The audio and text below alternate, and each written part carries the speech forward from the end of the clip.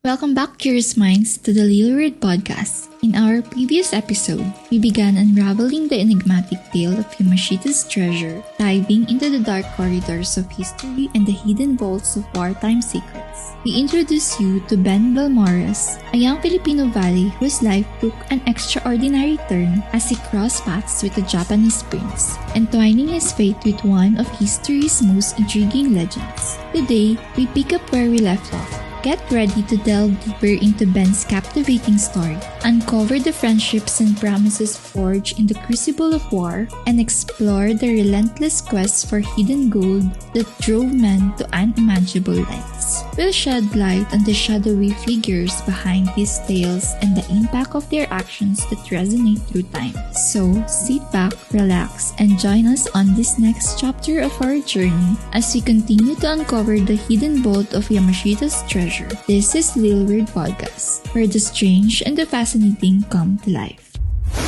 During the war, Ben Balmores served as a young Filipino valet to a remarkable Japanese prince. This prince had a crucial role in overseeing the construction, inventorying, and sealing of all Imperial treasure sites in the Philippines. Despite being highly educated and occasionally sentimental, the prince spared Ben's life in a dramatic moment, leading him out of Tunnel 8 just before it was blasted with dynamite. Ben's early years were spent in the steamy lowlands of Pangasinan, where his parents worked as laborers. However, he spent much of his childhood at his uncle's home in Dulao, attending school at the local Catholic church in Bambang. Here, he learned to read, write, and speak some English under Father Disney's guidance. Apart from school, Ben worked in the paddies with his uncle, tending to crops throughout the seasons. Being Ilocano, Ben and his family spoke the Ilocano dialect, setting them apart from most Filipinos who spoke Tagalog. The Ilocanos had a presence not just in Bambang but also in places like Baguio and Manila, where they had their own communities and networks. When Ben was turning 17,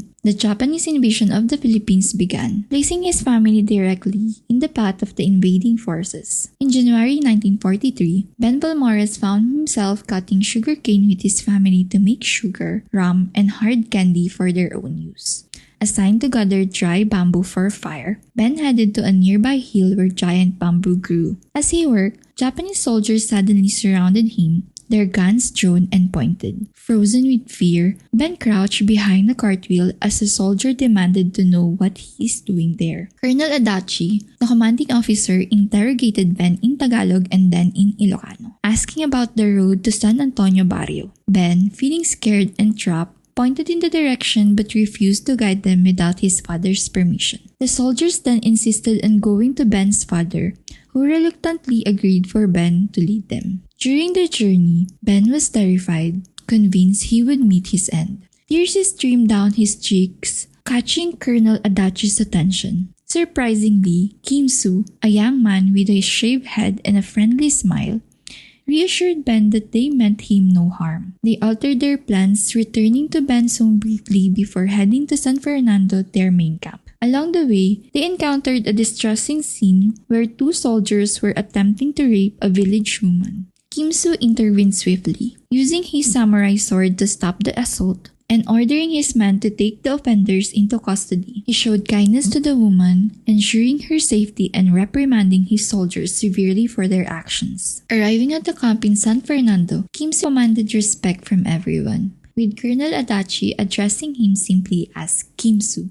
Ben, curious about this enigmatic figure, only received the name Kim Soo from the colonel, leaving Ben puzzled yet intrigued by this mysterious leader. Kim Soo led a vast team of skilled professionals and soldiers in the San Fernando camp, overseeing the meticulous task of hiding war treasures. Ben, initially assigned as Kim Soo's personal attendant, found himself tending to various aspects of Kim Soo's daily life, from cooking and cleaning to ensuring his comfort. Despite the challenging circumstances, Kim Soo showed kindness and respect towards Ben, valuing his sincerity and dedication to his family. Ben observed the harsh treatment meted out by some Japanese officers and soldiers to Filipinos, especially POWs and slave laborers. However, Kim Soo stood apart with his gentle demeanor, avoiding violence and displaying elegance in his interactions. He often spoke softly, requiring attentive listening. But there was more to Kim Soo than met the eye.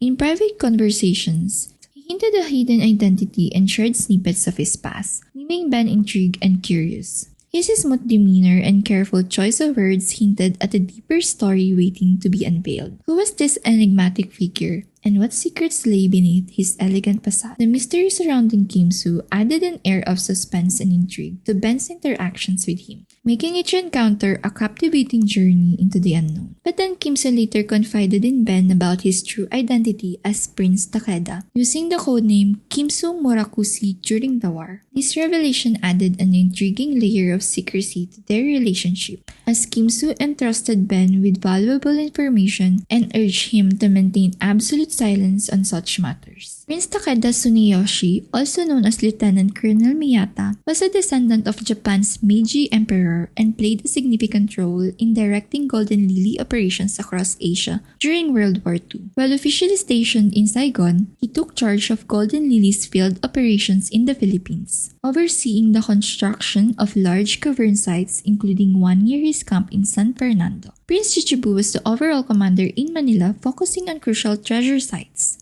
But Prince Takeda's responsibilities extended to coordinating engineers at 174 other treasure locations throughout the islands.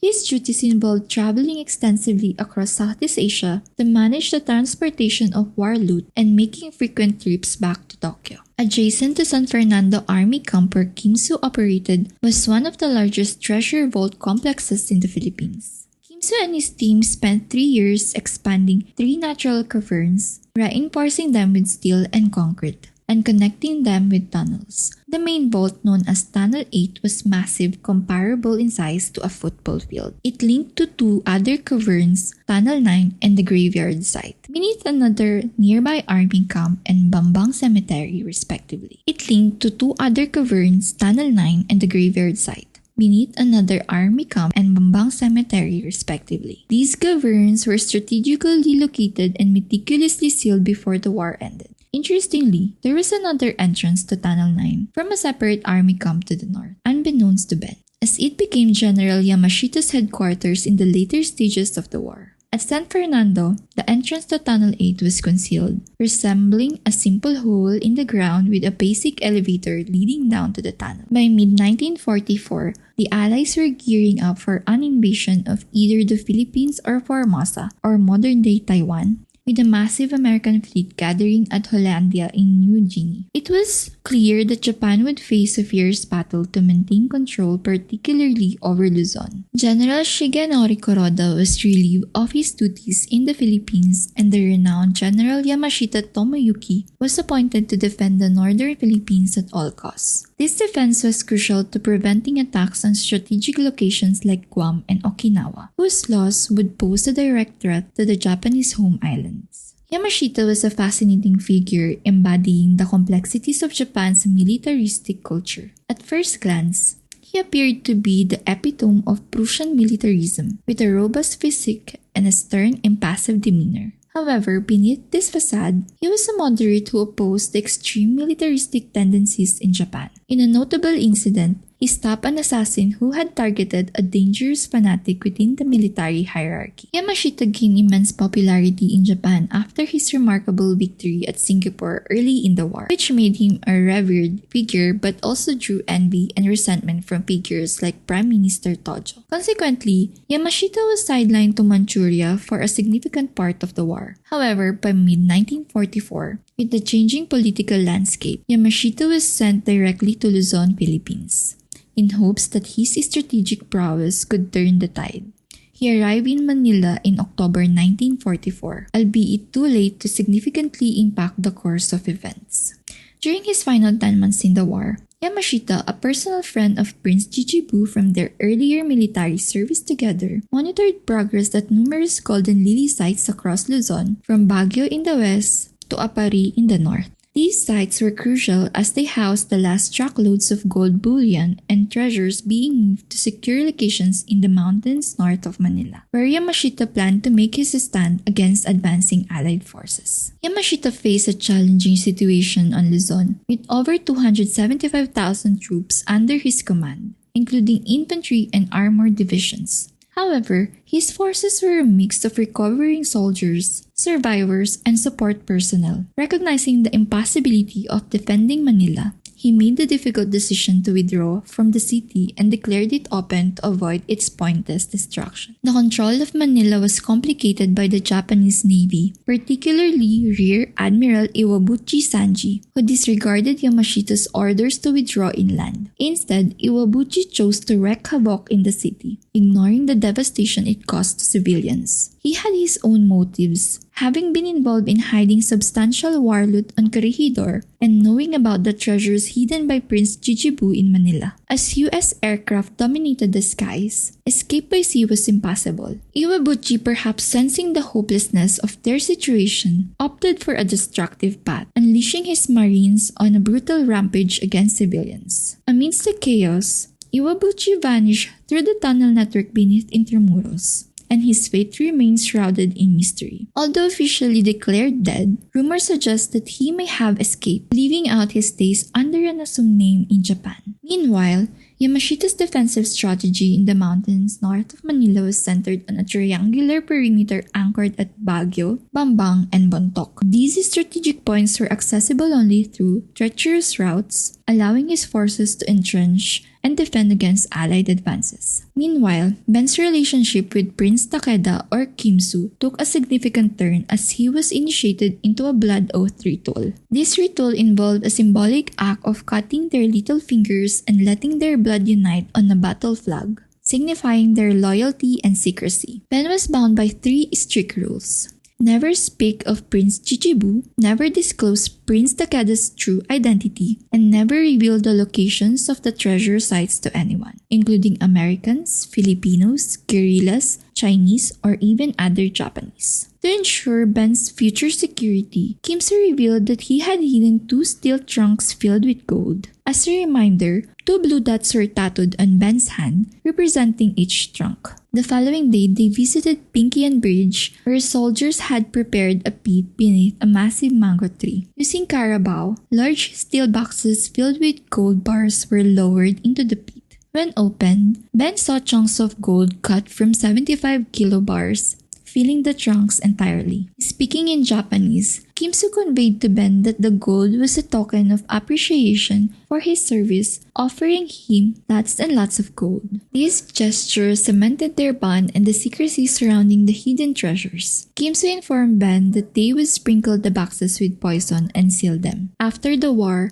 Ben was instructed to return alone to recover the boxes. He would pour kerosene over them and burn up the poison before opening them to retrieve the gold safely. The gold bars were cut into smaller pieces for easier selling without drawing too much attention. Kimso encouraged Ben to use the gold to buy a large ranch, marry a girl from the village they admired, and have many children to help run the ranch, leaving Ben astonished. While they were finishing burying the treasure, another Golden Lily team led by Prince Chichibu arrived at the Pinkian Bridge. Chichibu, dressed similarly to Kimsu, appeared frail and unwell, coughing frequently. Despite their high ranks, Kimsu and Chichibu showed no emotion or formalities towards each other. In the ensuing days, there was a rush to bury remaining treasures as the American forces advanced. Yamashita relocated his headquarters to Bambang but never visited Kimsu's camp. Instead, he used a separate entrance to an underground bunker in Tunnel 9. The preparations for a last stand at the Kiangan Pocket were also underway, using slave labor supervised by non-combatant personnel. By May 5, 1945, American forces were advancing swiftly into the mountains, prompting Yamashita to abandon Bontoc, surrendering 2 corners of his defensive triangle. He regrouped his troops between Bambang and Bagabag, directing them towards the Asin River leading to the Kiangan Pocket. Despite the rugged terrain, Bagabag was just 25 miles north of Bambang, with the pocket's edge a mere 5 miles west of Bambang. Supplies were stockpiled there, including carabao herds and harvested rice from the Cagayan Valley, ensuring provisions until September. Yamashita hoped that the impending rains and typhoons would deter American air attacks. Towards the end of May 1945, Kimsu embarked on a secret journey north with Pen. They met with Prince Mikasa in Bagabag before heading towards Apari along the Cagayan Valley and then turning towards a small bay. There, they boarded a patrol boat and crossed to the north side of Kamigin Island, where a Japanese submarine awaited. Kimsu negotiated